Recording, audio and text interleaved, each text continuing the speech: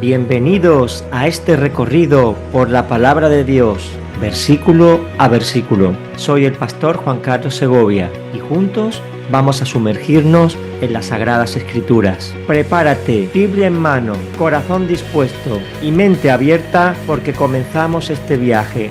La Biblia, versículo a versículo. Continuamos en Génesis, estamos ya por el capítulo 48, en la clase anterior estuvimos viendo cómo José recibía a Jacob con un emotivo abrazo y ya se instalaban en la tierra de Gosén, donde Dios proveyó para que pudieran estar creciendo y prosperando. Y ahora vamos a ver que pasan 17 años. Cuando Jacob entró tenía 130 años. Y ahora llega Jacob al final de su vida, 17 años después. Entonces vamos a ver en el 48, a partir de ese momento, qué ocurre. Y dice el versículo 1: Después de estos sucesos se le avisó a José: mira, tu padre está grave. Entonces él tomó consigo a sus 2 hijos, Manasés y Efraín. Y le informaron a Jacob diciendo: he aquí tu hijo José viene de ti. E Israel se esforzó y se sentó en la cama. Bueno, ya Jacob estaba moribundo, ya el hombre 147 años, ya había vivido su vida, el hombre estaba al final ya sin fuerzas en la cama. Y le avisan a José. Acordaos que José vivía en Memphis, que era la capital del imperio, como gobernador de todo el imperio, y que estaba a unos 100 y pico kilómetros, así que tampoco tardó mucho en desplazarse hasta allí. Y cuando se vieron, dice que Jacob se reincorporó y haciendo un gran esfuerzo se sentó en la cama. Estaría ya tumbado, sin fuerza y esperando que le llegara el momento. Que además es un momento de máxima soledad, porque la muerte es algo que, por mucha familia que tú tengas alrededor, es un proceso que tienes que pasar solo. Estamos acostumbrados a mantener nuestro cuerpo, nuestra vida. No hay nada que hacer, tu cuerpo se va a parar, la enfermedad, los dolores y las dificultades vienen. Es un momento difícil. Entonces, cuando vemos en la Biblia estos momentos, Jacob pues estaría pasando un tiempo complicado sabiendo que se agotaba. Y dijo Jacob a José: el Shaddai me apareció en luz. Luz es Betel. Betel, ¿os acordáis qué significa Betel? Casa de Dios. Casa de Dios. Y ahí tuvo ese famoso sueño donde vio una escalera que iba del suelo al cielo y donde los ángeles subían y bajaban, y justo arriba en el cielo estaba Yahvé viendo todo el proceso. La escalera, ¿a quién representaba? A Cristo. Cristo es el mediador entre los hombres y Dios. Así que él estaba allí mediando, y a través de él es que los ángeles subían y bajaban, y después de su muerte y resurrección los hombres también. Se apareció en luz en la tierra de Canaán y me bendijo.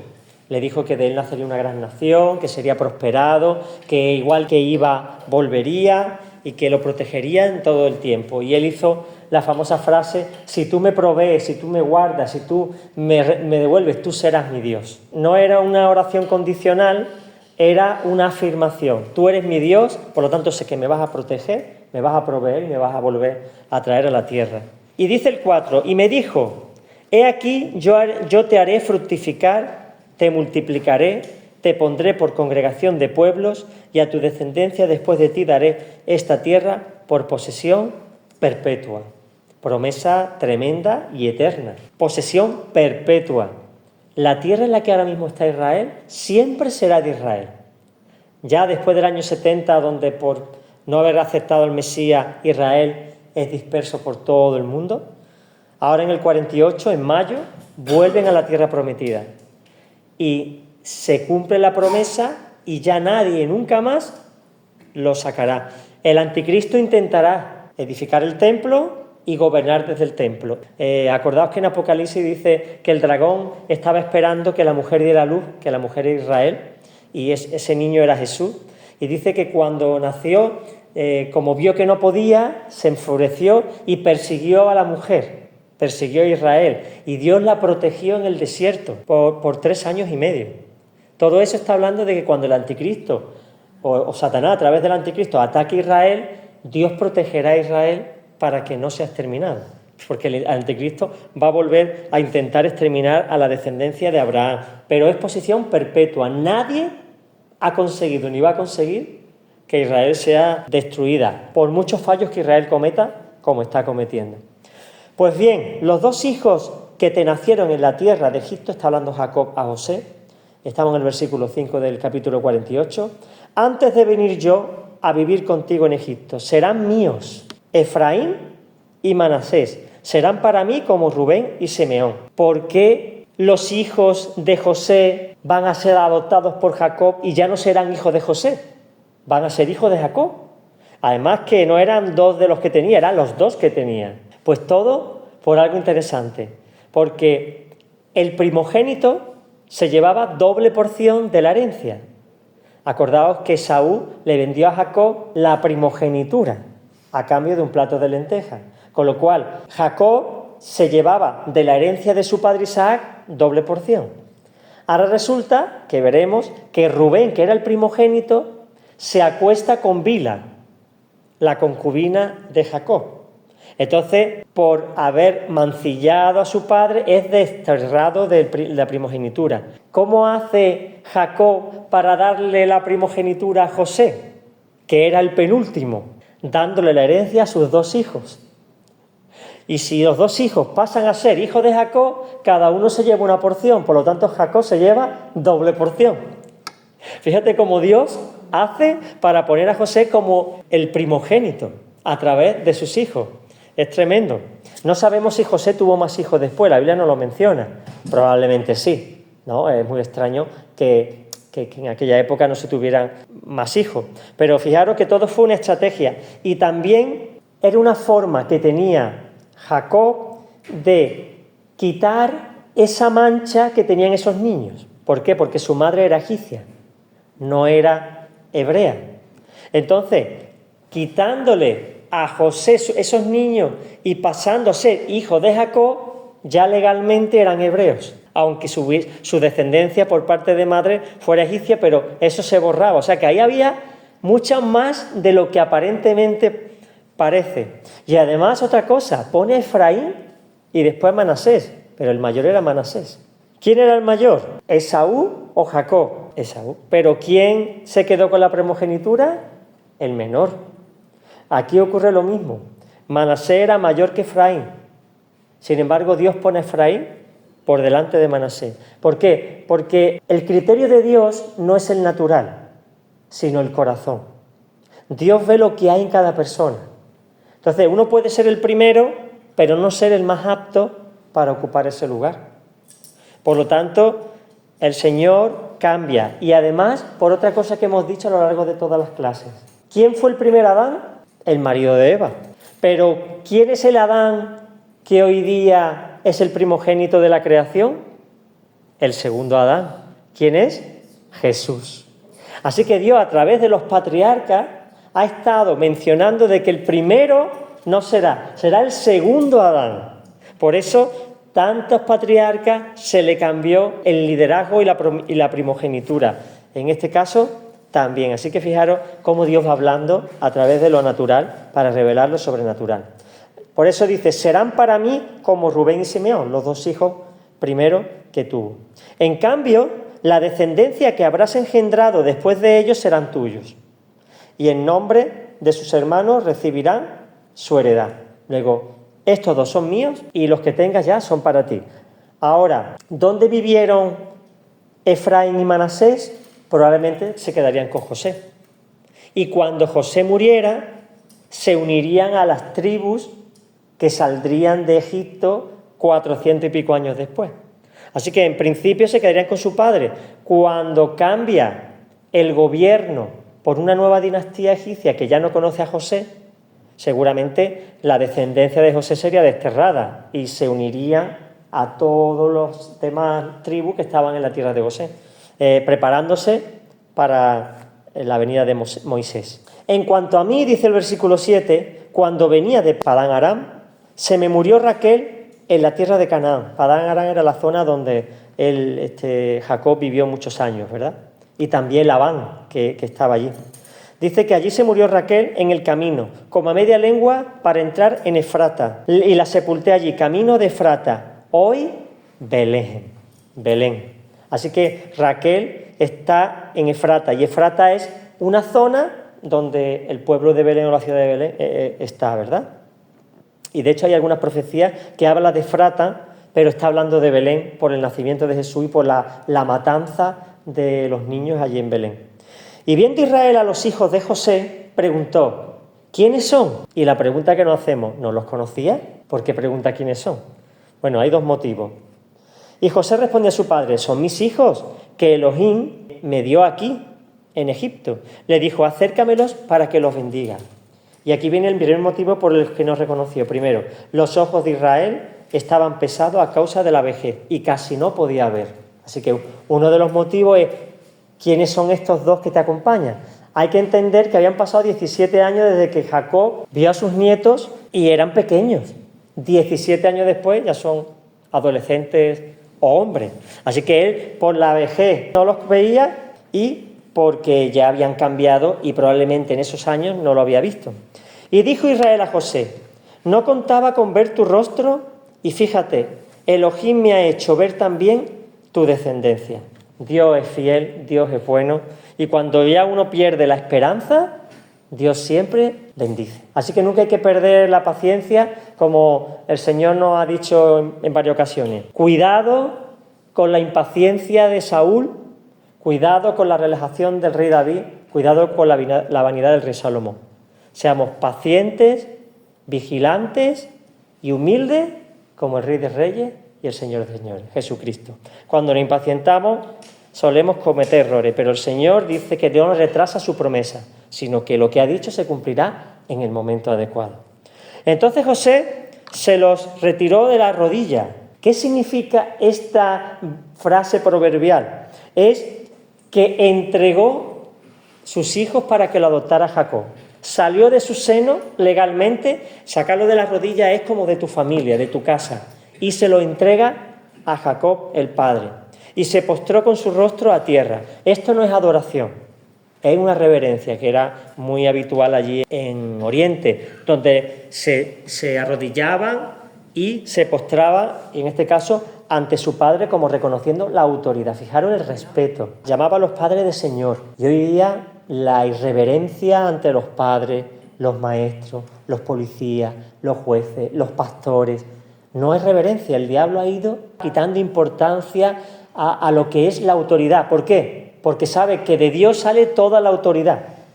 Y si se rebelan contra las autoridades delegadas, contra Dios mismo se están rebelando. Así que ese es el objetivo de Satanás. Después tomó José a ambos, a Efraín con la diestra, lo puso a la izquierda de Israel, y a Manasés lo puso a la derecha de Israel. Al mayor lo puso a la derecha y al menor a la izquierda, lo cual es normal. ¿Por qué? Porque se bendice con la derecha, que es señal de autoridad. La bendición con la izquierda era una bendición inferior.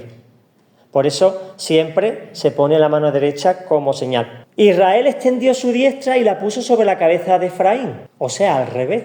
La diestra, en vez de ponerla sobre Manasés, que estaba a su derecha, la cruza y le pone sobre Efraín.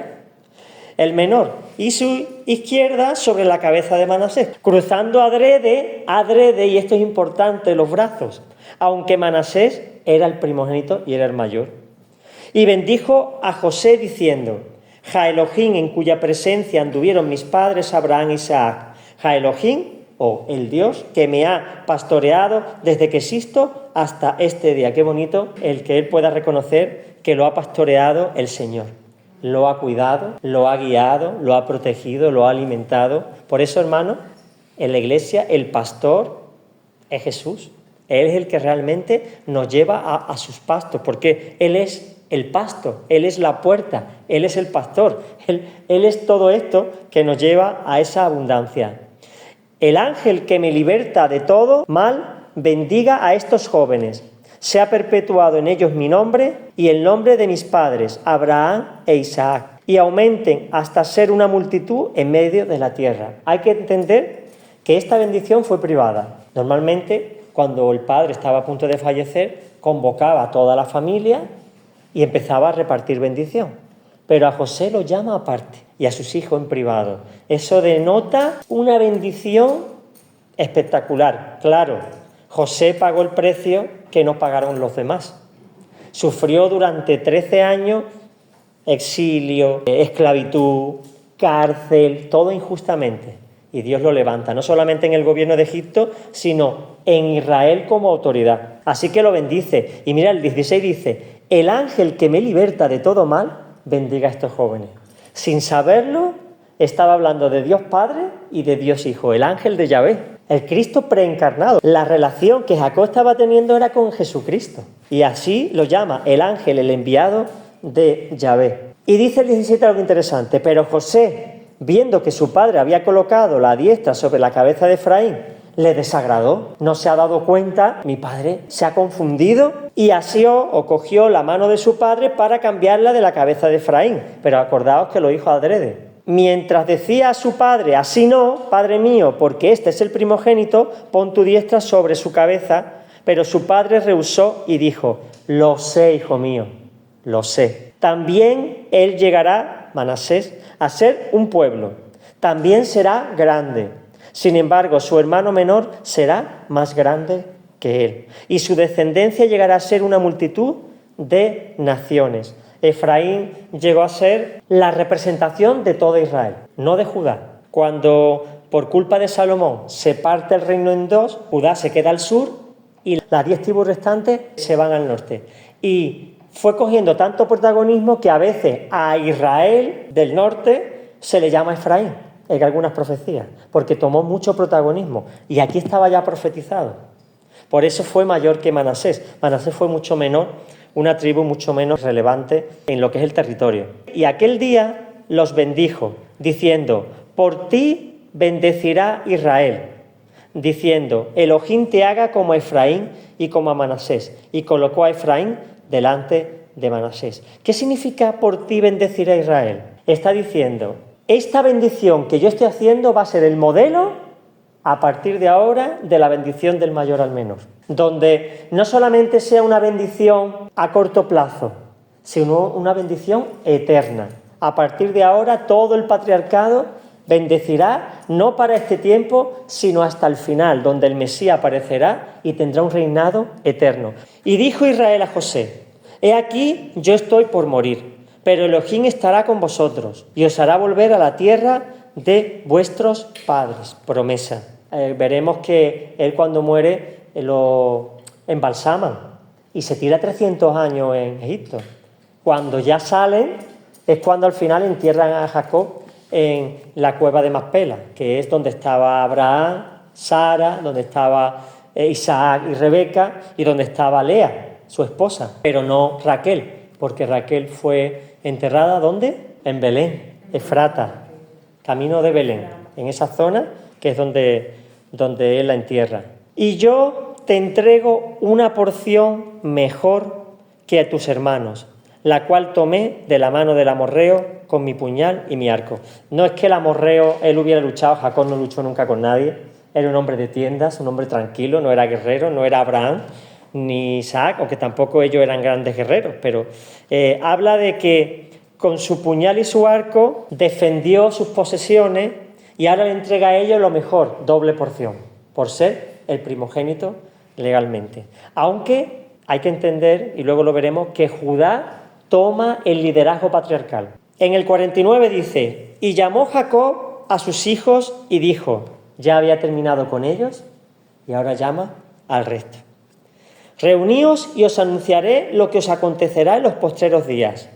Juntaos, escuchad, hijos de Jacob, oíd a vuestro padre Israel. Es un llamado solemne, repite y repite. Cuando se repite 2 veces la misma frase, está como diciendo, atentos, porque lo que voy a hacer no viene de parte mía, viene de parte de Dios. Y lo que yo diga, eso va a ser rema y se va a cumplir. Va a ser una declaración oficial de vuestra vida en el futuro. Así que imagínate la expectativa que había en esos momentos, no solamente por la tensión de que el patriarca estaba muriendo, sino porque te iba a dar un mensaje de parte de Dios. Aquello tendría que ser solemne, sorprendente, y allí no pestañearía nadie. Y empieza por Rubén. tú eres mi primogénito, es decir, mi primer hijo, mi fuerza y primicia de mi vigor, principal en dignidad. Era el primero, era el que tenía que heredar la primogenitura y era la primera fuerza de Jacob, ¿verdad? El primer hijo. Rubén significa mira, un hijo, para que veáis. Ben es hijo en hebreo. Cuando veáis un nombre hebreo que tiene Ben o delante o detrás, como Bar. Ben y Bar son los dos significan hijo. Entonces aquí dice mirad, un hijo.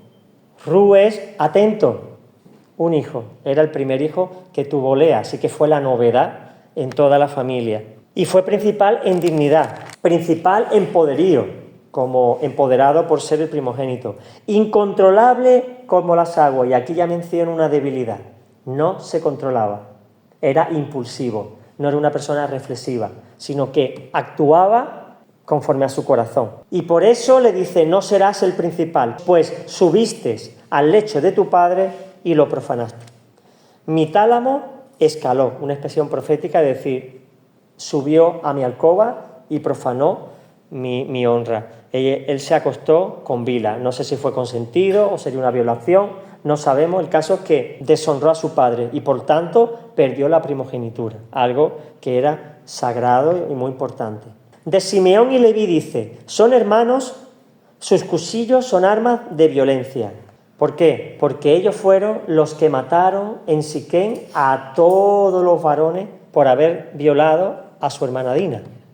Entonces ellos no siguieron el consejo del padre, sino que los engañaron diciendo que se circuncidaran. Dijeron, si quieres casarte con Dina, el príncipe le dijo, tenéis que circuncidaros todos. Cuando llegó el tercer día de máximo dolor e inflamación, atacaron y los mataron a todos. Por lo tanto, fueron muy agresivos.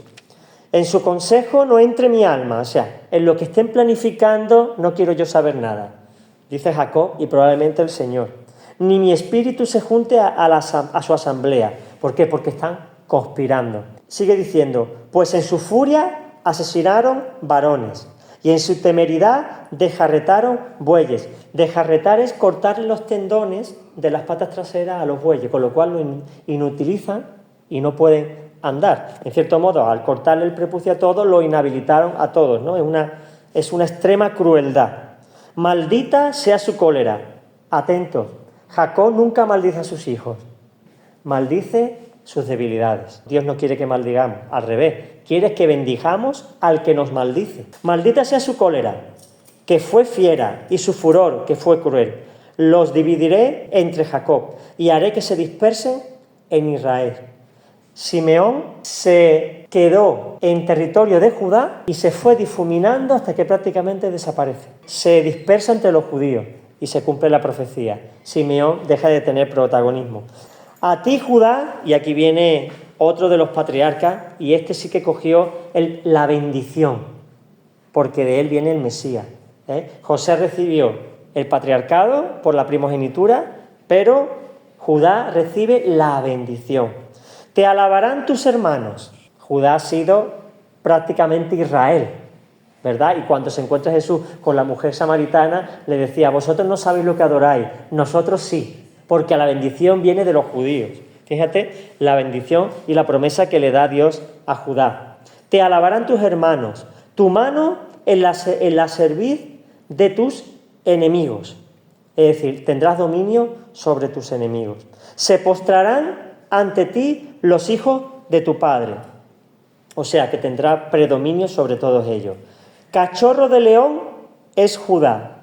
De la presa subiste, hijo mío. Se agazapa y acecha cual león y cual leona. ¿Quién hará que se levante? Está hablando todo poéticamente, pero lo que está diciendo es, de la presa subiste, es decir, que venció a sus enemigos. Consiguió la presa y se la trajo. Se agazapa y acecha cual león y cual leona. ¿Quién hará que se levante? Él está tranquilo.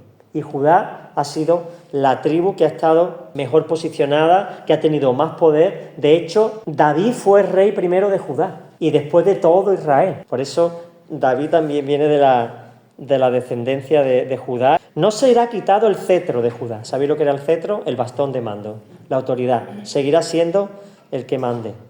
Ni el legislador de entre sus pies será el que gobierne. hasta que llegue Silo. Silo es una palabra que significa pacificador. ¿Y quién es el pacificador? Cristo. O sea que Judá tendrá protagonismo, de hecho ya no se dice muchas veces los israelitas, se dicen los judíos. Judá ha tomado el lugar de toda la nación. Pero hasta que llegue el pacificador, Cristo, Silo, y sea suya la obediencia de los pueblos. Acordaros, toda lengua confesará que Jesús es el Señor y todas las naciones se someterán a ella en el reino milenario y vendrán a darle adoración. Y el que no lo haga tendrá consecuencias. Ata a la vid su pollino y a la cepa el hijo de su asna. La vid es símbolo de fertilidad y el pollino o el hijo del asno es señal de estabilidad. O sea que está dando virtudes o más bien características de lo que va a ser Judá en el futuro. Lava en el vino su vestido y en sangre de uva su manto. Si tú metes un manto en vino, ¿qué pasa? Se mancha. Lo que está diciendo es, habrá tal abundancia que el vino y que el mosto y que la uva será como el agua, con el que se lavan la ropa y sus ojos estarán turbios de tanto vino. No está hablando tanto de borrachera, sino de gozo, alegría, como hablaba el proverbio, ¿no? El vino alegra el corazón, siempre con moderación. Y sus dientes blancos por la leche. Habrá tantísima abundancia. Acordaos que Canaán es la tierra donde fluye leche y miel. Por lo tanto, la leche es señal de abundancia, en este caso de pureza. Zabulón, que significa morada exaltada, morará a la orilla de los mares, y él será puerto de navíos, y su extremo hasta Sidón. Tiro y Sidón están arriba de Israel, de Canaán, entonces, y ahora de Israel, en la parte del Mediterráneo, al lado de los fenicios. ¿Y por qué menciono esto? Porque de Fenicia venimos los malagueños. Fuimos una colonia fenicia. Entonces, Fenicia estaba al norte y al sur estaba Zabulón. Y probablemente Zabulón aprendiera mucho de Fenicia porque eran los mercaderes del 1000 a.C. Cuando David y Salomón estaban, los fenicios eran los mercaderes, los que cruzaban el Mediterráneo y fundaron. Málaga tiene 3000 años. O sea que somos fundados en la época del rey David. Isaacar, que significa recompensa, dice el 14, asno robusto, echado entre los apriscos, vio que el descanso era bueno y que la tierra placentera, inclinó su hombro para cargar y llevó a servir en tributo.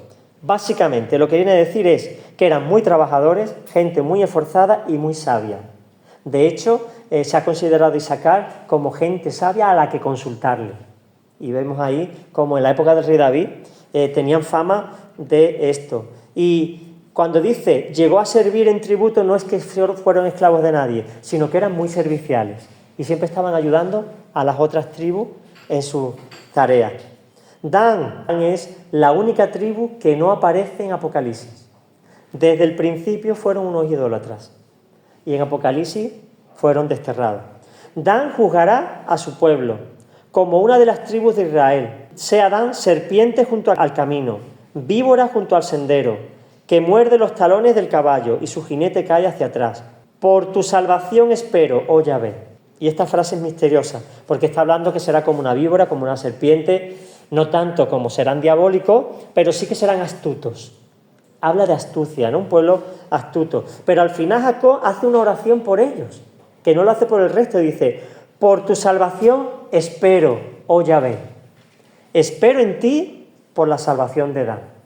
Porque Dan, si el sentir que tenía Jacob era realmente lo que ocurrió, sabría que fueron idólatras desde el principio y que Dios los quitaría. Por lo tanto, aquí hace una oración profética diciendo, espero por tu salvación, Yahvé, tu salvación para ellos, que no lo menciona en ninguna otra tribu.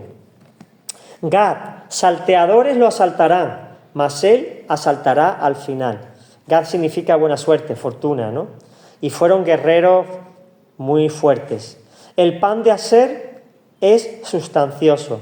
Él dará deleites al rey. La tribu de Aser era una tribu que se caracterizaba porque tenía delicatessen. Se hacía el vino más sabroso, el aceite más refinado. Entonces suministraban al rey todas estas cosas. Por eso dice, y él dará deleites al rey.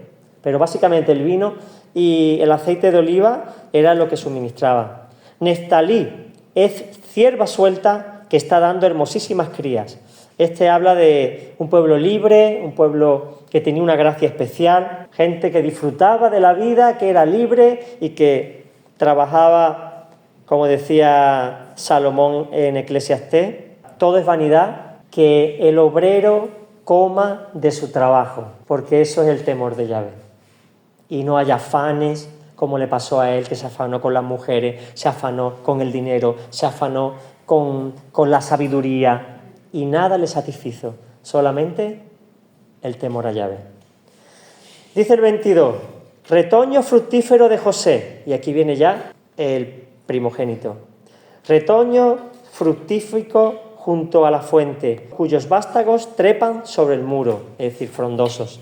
Lo amargaron, lo asaetearon y lo aborrecieron los arqueros. ¿A qué se refiere? A lo que sufrió José, que fue encarcelado, vendido como esclavo, ofendido, engañado.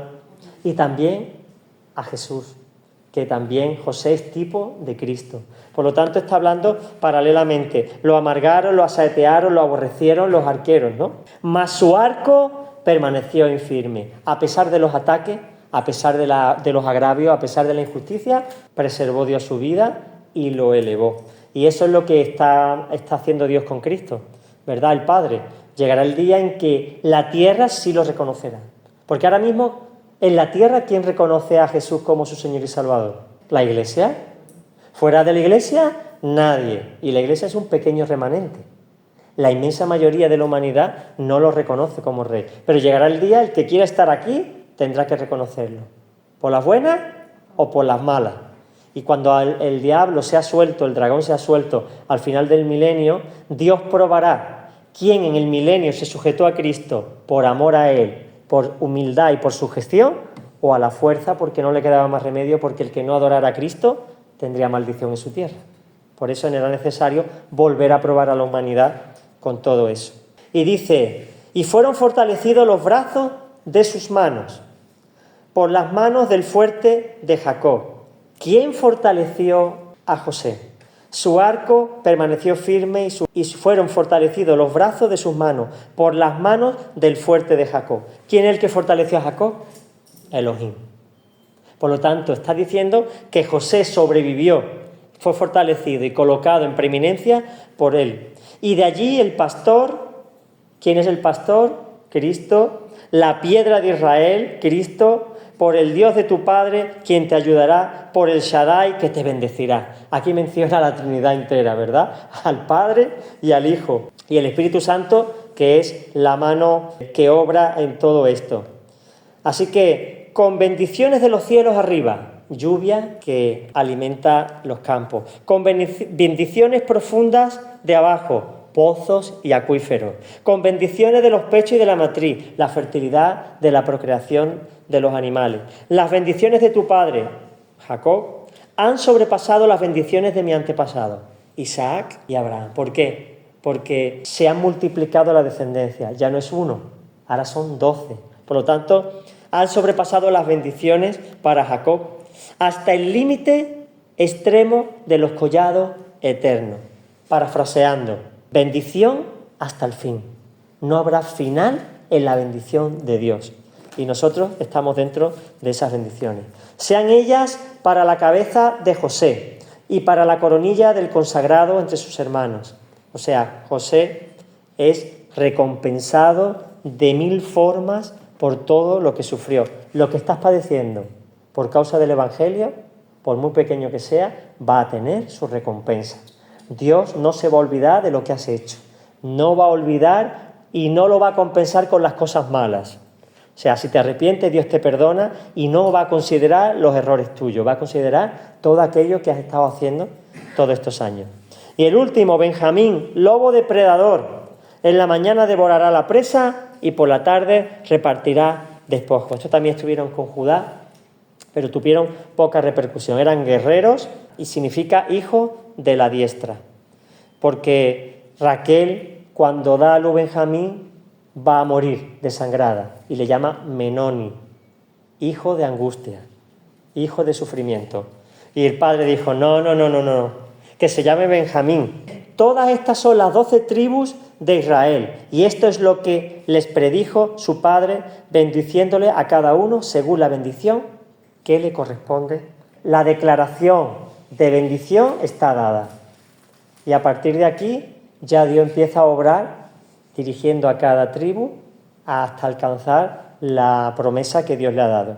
Y la clase que viene ya veremos cómo se produce la muerte de Jacob y qué pasa con José. Acabamos con el capítulo 50, que nos va a indicar la preparación para el curso siguiente, que va a ser Éxodo, donde veremos cómo este pueblo, que ahora son una familia numerosa, se convierte en un pueblo enorme de más de 2 millones de personas. Ahí hay distintos criterios, pero que no hubieran podido crecer en un lugar que no hubiera sido Gosén. En Canaán no hubieran podido porque eran ciudades fortificadas y estaban los filisteos y había muchísimos opresores, pero en Gosén tuvieron la incubadora necesaria para desarrollarse, crecer y que la promesa de Dios, que parecía imposible, se cumpla en el nombre de Jesús. Amén.